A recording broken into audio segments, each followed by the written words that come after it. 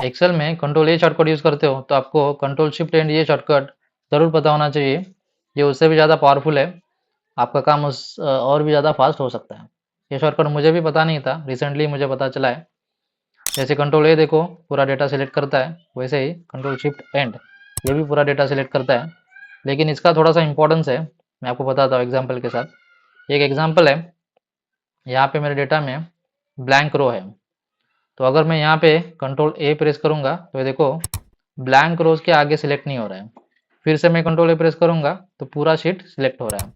तो कंट्रोल ए से ये काम नहीं होगा, अगर मेरे पास बड़ा डेटा है और कहीं पे ब्लैंक है तो इसको टाइम लग सकता है।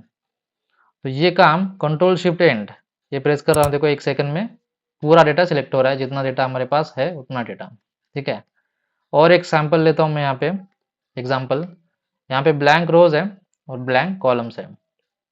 यहाँ पे अगर कंट्रोल ए में प्रेस करूँगा, ये देखो उतना डेटा सिलेक्ट हो रहा है, ब्लैंक के आगे सिलेक्ट नहीं हो रहा है। ठीक है, तो ये मैनुअली भी करने जाएंगे मतलब बहुत टाइम जा सकता है अगर आपका डेटा बहुत बड़ा है।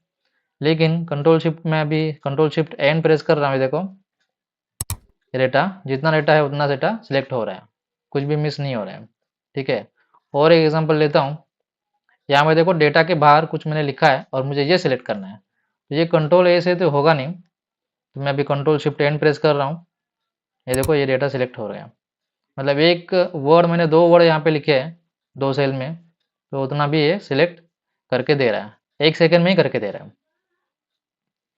और एक एग्जांपल है मेरे पास, यहाँ पे देखो डेटा के बाहर कुछ हेडिंग है। ठीक है, तो वो मुझे सेलेक्ट करना है, तो कंट्रोल ए से तो नहीं होगा, कंट्रोल शिफ्ट एन प्रेस कर रहा हूँ। ये देखो ये 1 सेकंड में हो गया।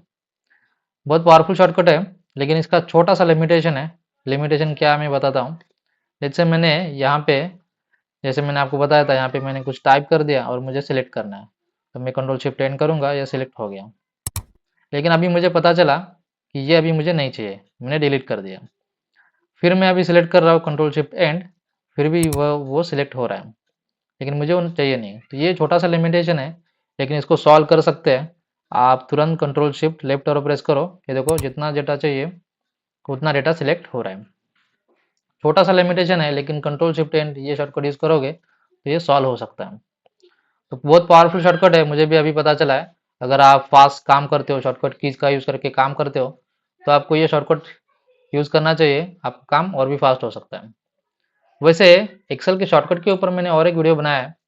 वैसे तो एक्सेल में 100 से भी ज़्यादा शॉर्टकट है, इतने सारे शॉर्टकट याद रखने की ज़रूरत नहीं है।